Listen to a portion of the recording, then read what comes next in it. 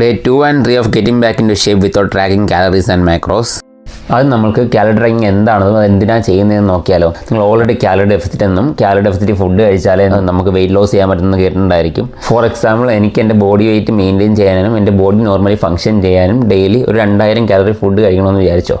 അതാണ് എൻ്റെ maintenance calorie. അതിൽ കൂടുതൽ ഞാൻ കഴിച്ചാൽ കാലറിക് സർപ്ലസിലാണ്, എൻ്റെ വെയിറ്റ് കൂടും. അതിൽ കുറച്ച് ഞാൻ കഴിച്ചാൽ ഞാൻ കാലറി ഡെഫിസിറ്റിലാണ്, അപ്പോൾ എൻ്റെ വെയിറ്റ് കുറയും. അതാണ് സിമ്പിൾ കൺസെപ്റ്റ്. പക്ഷേ നമ്മൾ ഓരോരുത്തരുടെയും മെയിൻ്റെനൻസ് കാലറി ഡിഫറൻ്റ് ആയിരിക്കും.